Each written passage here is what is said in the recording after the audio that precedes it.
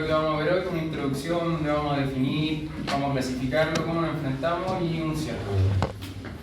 Ya, hay que partir primero con que el síncope es una pérdida transitoria de conciencia. Ya cuando hablamos de pérdida transitoria de conciencia, no es solamente síncope, ya hay distintos tipos de pérdidas transitorias de conciencia. En este caso el síncope lo vamos a encontrar de este lado, ¿ya? Que sería una pérdida transitoria de conciencia, en este caso no traumática, y tiene una clasificación que sería el reflejo, por hipotensión ortostática y cardiovascular, que es lo que nos vamos a centrar, ¿ok? Ya.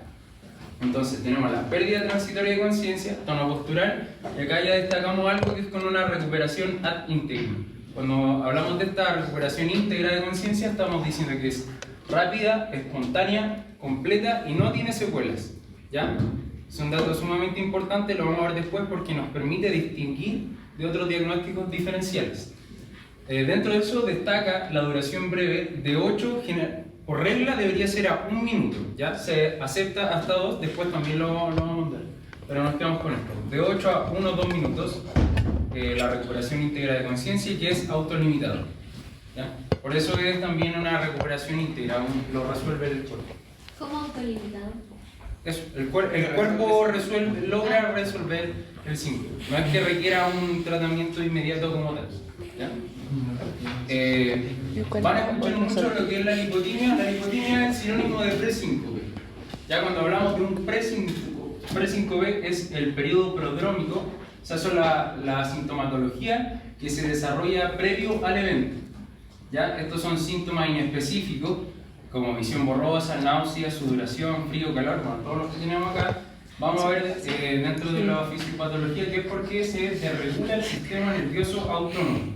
Entonces, tenemos el simpático, parasimpático, alerta, relajación, ¿ya? Tenemos una desregulación y la desregulación de esto puede presentar esta variedad. No es que estén todos juntos, no es que sí o sí va a haber un presíncope, ¿ya?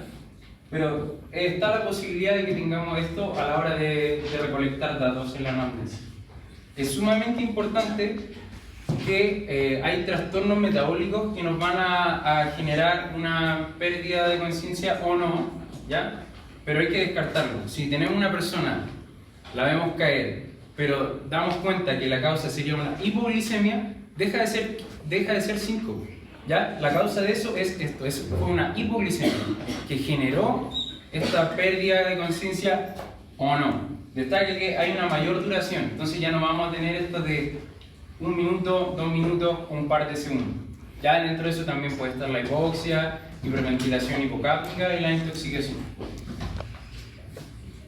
Ya la epidemiología es frecuente, 20% de la población, estamos hablando que si tomamos a 5 personas, una puede que presente síncope. Hay un tercio, o llega a ser mayor un tercio, donde no hay una causa identificable. El tema de cuando es una causa cardíaca, tiene mayor morbilidad y mortalidad. ¿Ya? Entonces es sumamente importante descartar que sea un síncope cardiogénico. ¿Ya? Ese dato es sumamente importante. Y la presentación bimodal es porque en adolescente o adultez temprana destaca por ser síncope reflejo o vasovagal, ya nos vamos a entrar, y en caso de adultos mayores sería ortostático o cardiogénico. ¿Ya? Entonces teníamos las 3 clasificaciones. En adolescencia tiende, no es que sea sí o sí, tiende a ser vasovagal, en adultos mayores los otros 2. Y un dato freak es que si bien hay una hipoxia cerebral, ¿ya? Por eso es que tenemos el síncope, esta no genera necrosis. ¿Por qué? Porque el síncope, o este desmayo, es un mecanismo protector, ¿ya? Se sensa que no está llegando bien el oxígeno al cerebro y que hace el cerebro nos tira a piso. ¿Por qué? Porque de esta forma hay una mejora del retorno venoso y hay una restauración rápida del flujo. Como dijimos, era de 1 a 2 minutos. Para la necrosis estamos hablando de ya unos 6 minutos. ¿Ya? Esa es la gracia de que el síncope dentro de todo es un mecanismo protector ante esta desregulación del sistema nervioso. ¿Hasta aquí vamos bien? ¿Se les ocurre cómo descartar que el síncope sea de origen cardiogénico? Ocultación, signo. Electro. Con un Hall de test. Eso lo podría hacer en el hospital. ¿Ah? Lo podría ver en el hospital. Sí, pues entonces a todo paciente hay que pedirle sí o sí siempre un electro ya. Ya, me Te robaste el dato. Sí. Te robaste la pregunta. Perdón. Está bien, está bien. Ya, cuando hablamos de síncope, entonces, ¿qué es lo que lo causa? Una hiperfusión cerebral. ¿De dónde viene esta hipoperfusión? Son 6 a 8 segundos sin flujo cerebral o no y, una caída de 60 miligramos de mercurio en la presión arterial media, que sería el promedio de sangre de la arteria durante un ciclo cardíaco. ¿Ya? Para esto tomamos la sistólica y diastólica. Entonces, 6 a 8 segundos sin flujo o esta caída de 60 miligramos. Entonces tenemos la afección a la perfusión cerebral. ¿Y de dónde puede venir esta caída? Que tengamos un problema que esté a nivel del gasto cardíaco o que esté afectando la resistencia vascular periférica, la fuerza que tiene que vencer el ventrículo izquierdo. ¿Sí? Si no se ejerce, o sea, si no logra vencer esta fuerza, nos va a bombear sangre. Si no se bombea sangre, ahí yo. Y lo mismo, si tenemos una baja en el gasto cardíaco, vamos a tener una afección en la presión arterial si no se está perfundiendo correctamente. Sí. Ah, que entonces las personas con hipertensión, como aumenta la poscarga, son más propensas a sufrir de síncopes.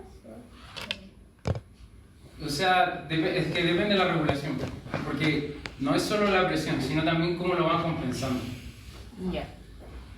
Pero vamos a llegar a esa parte igual, ¿cachai? Que es donde entra en juego la bradicardia, taquicardia y la parte de la resistencia. Ya, pero entonces, esta fuerza de vencer, que va determinando la presión arterial, es también según la regulación del endotelio. Entonces, aquí entra la vasoconstricción, vasodilatación. Ya desde aquí en adelante, esta parte ya no es como tan necesario para que vean las moléculas que intervienen en cada uno. En el caso de lo que estabas hablando tú, podemos tener lo que sería el síncope ortostático. Vamos a entrar más antes. Ya, aquí están las clasificaciones: reflejo, neuromediado o vasovagal, cardiogénico, neurológico o hipotensión ortostática. Esto lo van a ver ustedes después ya, o sea, no es que no lo tienen que saber, se van a andar después. Para efectos prácticos vamos a andar más en estos tres. Quizás mencionar importante en el cardiológico, o sea, en el neurológico, perdón, tener en consciente que puede ser debido a una hemorragia subaracnoidea o un accidente isquémico transitorio. Ya, este es el cuadro resumen que esperamos que después ustedes puedan ver y comprender, ¿ya? Porque nos habla de los síncopes que vamos a abordar y parte desde una causa central, con una baja en la presión arterial que genera esta hipoperfusión cerebral, que va determinada por una baja en la resistencia periférica o un gasto cardíaco bajo, que era lo que le estaba mencionando. Y de ahí es que nos va a originar, según sean las causas, el reflejo cardíaco o por hipotensión ortostática. Entonces partamos con el vasovagal, neuromediado o reflejo. Tenemos como dije, una respuesta desregulada del sistema nervioso autónomo. Esta respuesta ante qué? Ante un estímulo, ¿ya? Que va a ser sensado y, como dijimos, la respuesta es incorrecta. ¿Por qué? Porque se va a inhibir el sistema nervioso simpático y se va a activar el parasimpático. Principalmente el que ejerce esto es el vago, ¿ya? Entonces se exacerba esta respuesta parasimpática. ¿Y qué nos puede dar? Bradicardia, disminución del inotropismo, que sería la fuerza con la que late el corazón, y o una vasodilatación. ¿Sí? ¿Está aquí todo claro? Yo me perdí. ¿Dónde? Al principio. Bueno, al principio de la Vamos a tener un estímulo, nos vamos a ver acá, ¿ya? Este estímulo, o sea, frente a este estímulo va a estar el sistema nervioso autónomo que tiene que dar una respuesta, ¿ya? El simpático parasimpático, que era de escape, huida, no sé cómo nos dice usted, y el de relajación, ¿sí? Ya. ¿Qué pasa? Que se inhibe el simpático y se exacerba la respuesta del parasimpático. El principal efector de este es el nervio vago, ¿ya? Ahí está en paréntesis aumento. Y frente a esto destaca mucho la bradicardia, disminución del inotropismo, que es la fuerza con la que está latiendo el corazón, y la vasodilatación. ¿Ya? Mencionamos que dentro de esta desregulación de los sistemas que pueden venir, lo del presíncope, ¿ya? pero por eso es variada y puede estar o no. Entonces cuando hablamos de este síncope, vasovagal, tenemos este estímulo externo. Aquí tienen ustedes un ejemplo de cada cosa, ¿ya? Puede ser emocional, instrumentación, no sé, la fobia, la sangre pasa, no sé si ya han entrado por avión, pero hay gente que se nos va a pisar. Ya, entonces en este caso, por ejemplo, si tenemos un susto, el primer susto va a ser la respuesta de huida, que para ustedes podría ser, o sea, sería el simpático, ¿no? Ya, pero el tema es que después del susto uno no se relaja. Entonces, si esta relajación es exacerbada, ¿cachai? Puede uno dar una bradicardia, disminuir el inotropismo, con eso se pierde la perfusión sanguínea al cerebro y el cerebro, para compensar, nos va a tirar al piso. ¿Sí? ¿Puedo hablar con eso? Sí, gracias. Puede ser también situacional, ¿ya? No sé si alguien está muy mal al tiro y quiere ir al baño, va, relajación decente, también se relaja, fantástico, una desregulación, al piso. Suena chistoso, pero es. Y el síndrome del seno carotidio, ya que los receptores a nivel del seno carotidio presentan una hipersensibilidad. Y aunque parezca un chiste, es como un tema de que uno puede llegar, o sea, por estimulación manual o incluso movimiento de cuello, que se sensa esto, esta hipersensibilidad también al cambio brusco, él va a sensar el cambio de presión, lo va a tomar como un cambio brusco de presión y por ende la desregulación también nos va a tirar.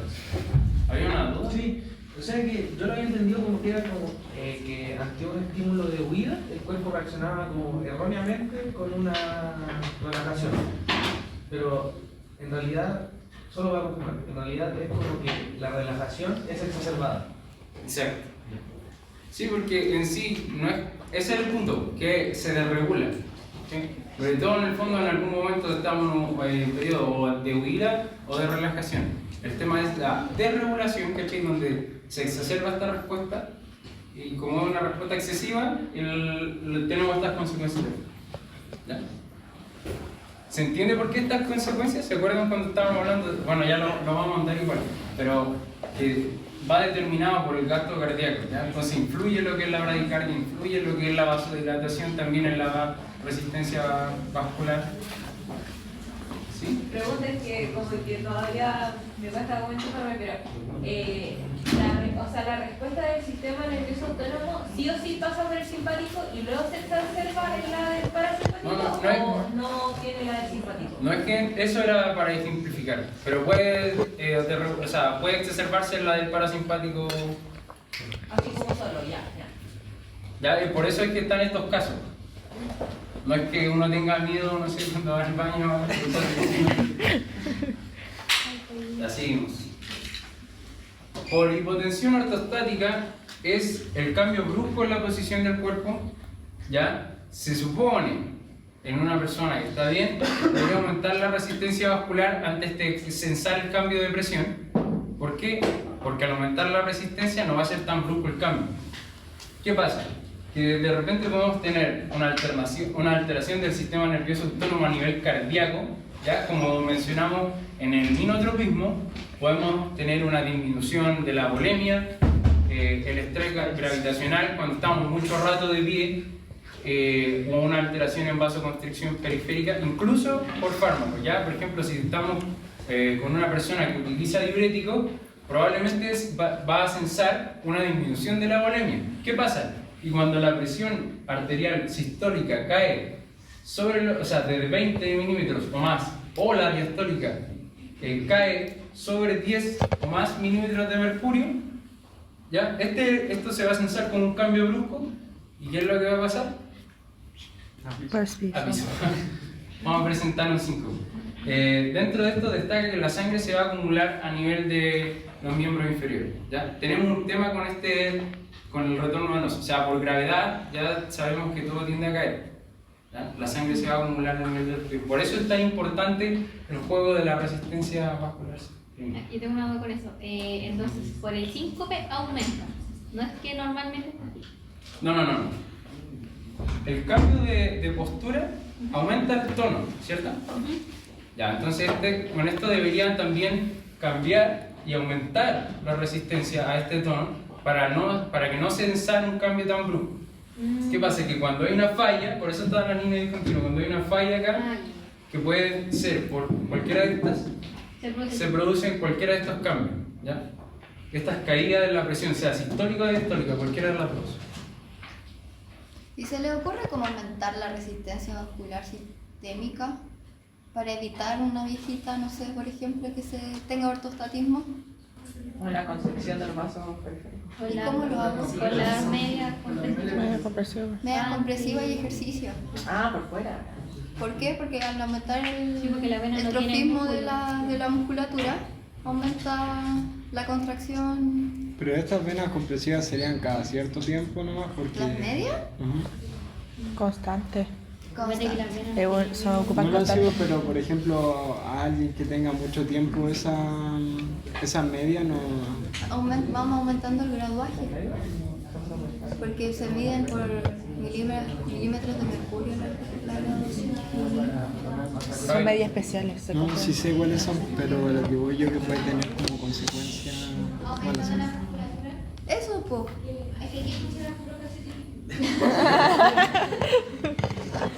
Sí, pues al aumentar la musculatura, aumenta la masa de músculo que se contrae, por lo tanto la sangre sube. Fácil. ¿Vamos bien hasta acá? Sí.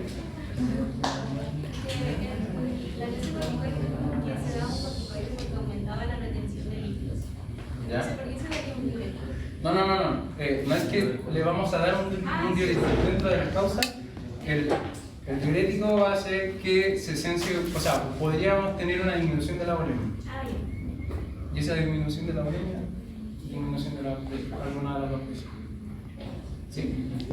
Ya, digamos. Disculpa. Es que, aparte del tiempo, que no debería superar los 2 minutos máximo, en el momento que tengamos un paciente que está desmayado, ¿sabemos diferenciar si es síncope u otra cosa? ¿O eso ya dependerá del manejo? Eso hablamos más adelante. Es mi parte. Pero más adelante lo vamos a hablar. Ya, bueno. Va a quedar en este momento. Ya. Y por último tenemos el cardiogénico, que sería una consecuencia directa de un trastorno cardíaco. El tema es que un trastorno cardíaco podría presentar, o sea, nos lleva a riesgo vital. Por ende, aquí viene lo que les mencioné al principio, que es, ante todo síncope, hay que descartar el origen cardiogénico. ¿Ya? Sumamente importante, por favor, que no se lo olvide. Eso. No es que estén solo estas dos causas, ¿ya? Pero las que vamos a destacar ahora podría ser una arritmia. La bradicardia nos va a disminuir el volumen sistólico eyectivo. Ya vamos a estar bombeando mucho menos por el tema del... Aquí influye el cronotropismo, ¿sí? Entonces, en paralelo, la taquicardia, si bien aumenta esto, es menor el volumen telediastólico. ¿Qué quiere decir esto? Que el residual que va a quedar, o sea, la sangre no va, o sea, no se alcanza a llenar con tanta sangre como la que necesita el corazón, porque va más rápido.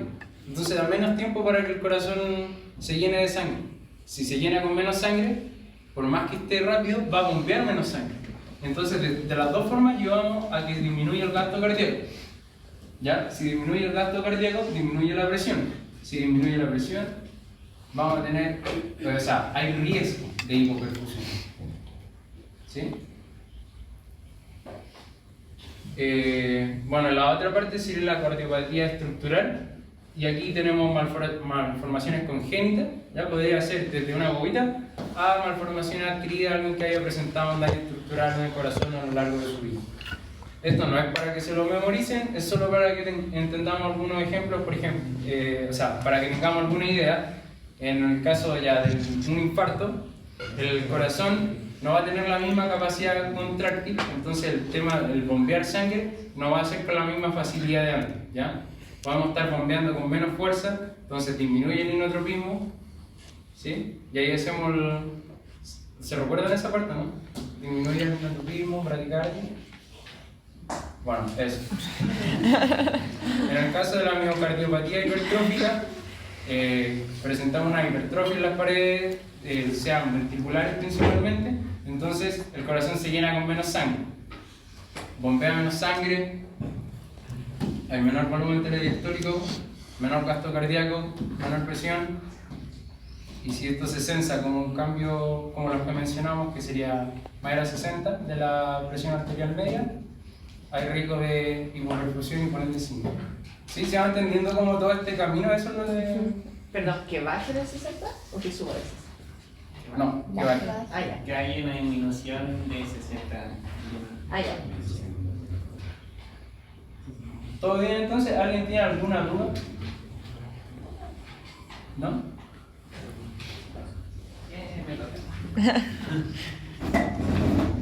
Ya. Entonces, cuando nos enfrentamos al síncope, primero tenemos que tener claro que no tenemos que confundirlo con distintas como confusiones a nivel cerebral, como podría ser el mareo, que sería una sensación desagradable, como tener la cabeza vacía. Un presíncope, que son, como dijo Martín, los síntomas que tienen uno previo al síncope. De un vértigo, que es esta sensación como de los objetos se mueven, así como cuando uno se pone a girar en una silla y después queda quieto y como que todo se mueve, eso es vértigo. Y un desequilibrio, que es una inestabilidad al caminar o al estar de pie.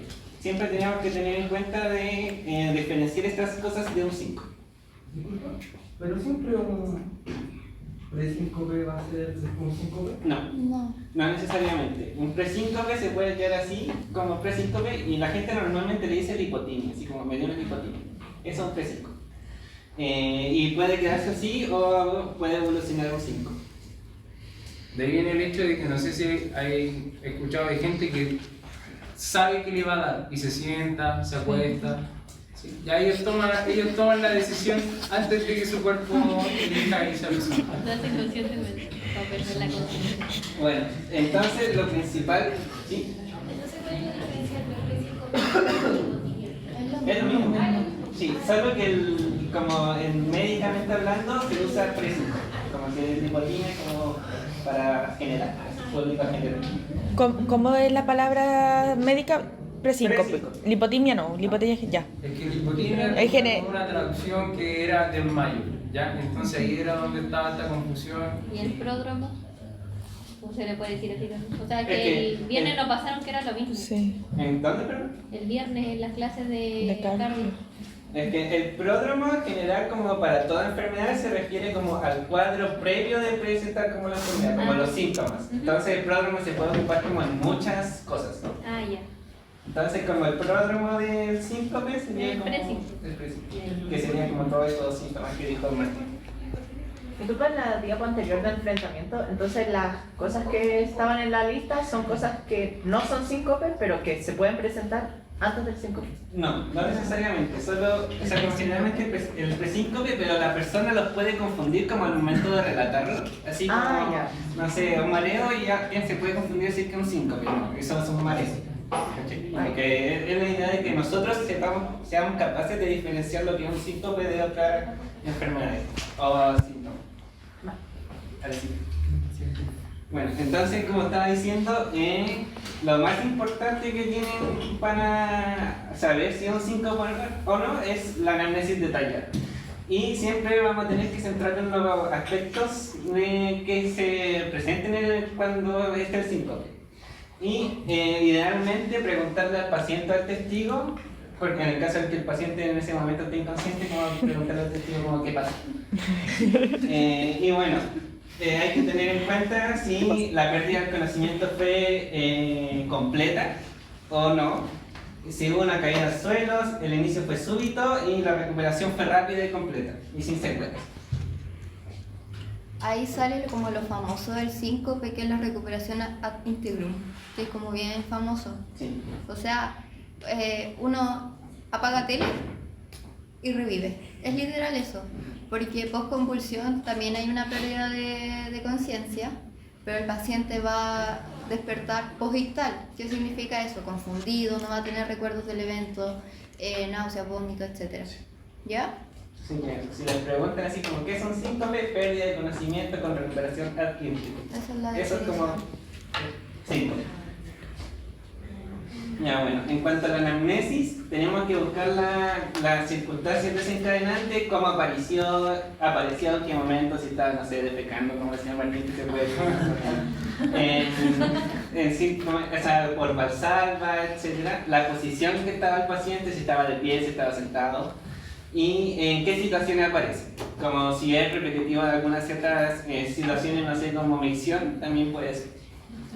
Hay que preguntar por los pródromos, preguntar si hay malestar epicárdico, náuseas, debilidades, mareo, etc. Hay que ver la duración y la recuperación. Idealmente que las pérdidas de conocimiento como benignas son como menor a 1 minuto, 2 minutos. Si son como mayores a 3 minutos hay como que pensar en otras cosas. Igual puede darse, pero como que andar con ojo. Y tiene que ser rápida y completa, sin periodos de confusión, como decía la Javi. Esto ya tiene que pensar como más en un episodio post-epiléptico. Y excepto en adultos mayores que pueden presentar alguna especie de cuadro como confusivo, pero muy leve. También en los síntomas asociados hay que ver si presentan movimientos convulsivos y si hay pérdida también del control de esfínteres, que también nos puede estar asociando como a una convulsión. Hay que ver si es el número de frecuencias. Generalmente los vasovagales tienden a ser un episodio, no sé, como estar parados después de muchas horas con mucho sol. Cuando la gente se desmaya como por eso, generalmente los jóvenes vasovagales. Y los cardiogénicos tienden a ser más repetitivos, como con más frecuencia. También hay que ver en los antecedentes personales de las personas, el uso de fármacos, generalmente los antihipertensivos que generan síncope, generalmente personas con hipertensión. Y en enfermedades cardíacas también hay que tener ojo por lo mismo del síncope cardiogénico. Y antecedentes familiares, hay que preguntar si hay muertes súbitas familiares pensando en un síncope cardiogénico. ¿Qué es una muerte súbita? Se muere. Así, pero... como muerte instantánea. Sí. Ay. ¿Todos saben qué es una valsalva? El aumento de la presión intratorácica. Entonces, al toser, uno no necesariamente está haciendo fuerza, pero estás generando un movimiento que aumenta tu presión intratorácica. Y con eso, excitación del vago, y con eso... ¿Cachai?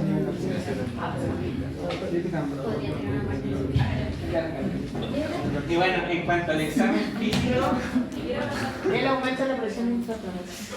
sí, pero no es necesario hacer como fuerza, como ejercicio, fuerza, como pueden presentarse en distintas condiciones, como no es necesariamente haciendo como, no sé, pesas. Ya, el examen físico idealmente tiene que ser completo, con especial énfasis en el sistema cardíaco y neurológico. Cardíaco porque los síncopes cardiogénicos generan mortalidad, y en los neurológicos porque el principal diagnóstico diferencial de un síncope va a ser una convulsión. Y también tener ojo en los signos vitales. Si tenemos un paciente inestable, vamos a tener que tomar las medidas necesarias como para poder que se transforme en estable. Y así. Aquí también les puse un cuadrito que caracterizaba los síncopes de bajo riesgo y de alto riesgo. Los síncopes de alto riesgo son como con dolor abdominal, torácico, cefalea, que cuando se produce el supino durante el esfuerzo, y palpitaciones repentinas previas, que está como asociado a síncope cardiogénico. De aquí pueden otras causas. Y bueno, en la exploración física, generalmente en un síncope casi todo va a estar normal, idealmente que todo esté normal, porque va a ser como generalmente dijo Martín, eran vasovagales, así como esa es la gran mayoría de síncopes. Y en los cardiogénicos va a estar un electroalterado. Bueno, en los exámenes complementarios, nuestra principal herramienta, lo que siempre deben pedir en todo paciente con síncope, es un electrocardiograma para descartar que sea un síncope cardiogénico. Y también en algunas, cuando hay sospecha como de síncope cardiogénico, se puede pedir un eco, pruebas de esfuerzo, electrofisiológico y monitorización como continua, como un corte, de arritmia, cosas así. Y también, si nuestra sospecha es como convulsión y no nos queda claro, también se puede pedir como un TAC craneal en caso de una hemorragia subaracnoidea o un accidente isquémico transitorio, una eco cervical en caso de ¿cómo era? El síndrome de... ¿Una estenosis carotidia? Sí, también una estenosis carotidia, perdón. Y un electrocéfalo en caso de que sean como sospechas de convulsión. ¿Se acuerdan de las posibles etiologías de síncope que dijo el Martín? Como las posibles causas de síncope que dijo el Martín. La carogenia. Neuromediado. Ya, a lo que voy es que el Martín dijo algo y hay que siempre pedir, siempre, un electrocardiograma y algo más en todo paciente que llegue con antecedentes de síncope.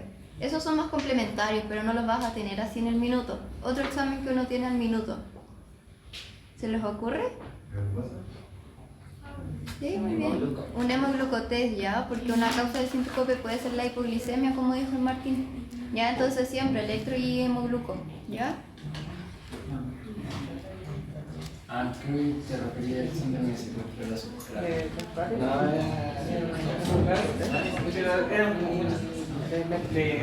Era de anatomía rica.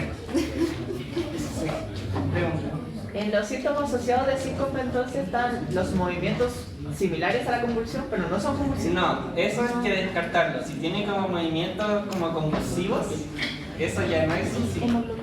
Me hace pensar en otra cosa. Pero entonces... El síncope literal te caíste, te quedaste así. pero entonces... Tieso. Entonces, ¿a qué se refiere con síntomas asociados? Son como pródromos. Y en el caso de que presente síntomas asociados que no sean del pródromo, eso sospechar otra cosa. Ya. Como andar ojo. Vale, gracias. En caso de sospecha de como diagnóstico diferencial de convulsiones, pero es como muy complementario. ¿Alguna otra pregunta?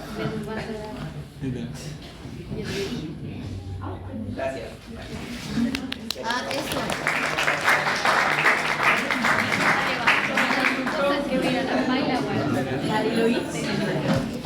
Ya, realmente no tienen dudas, porque entonces después nos pueden preguntar. Tienen el PPT para la siguiente. No confundan, no todo síncope tiene un pródromo. En algunas ocasiones el pródromo puede ser simplemente que te saquen sangre y apagáis tele. Es literal, quédense con ese concepto. Apagan tele, es como que se les reinicia el Windows. Es literal. Es eso. ¿Ya? Eso.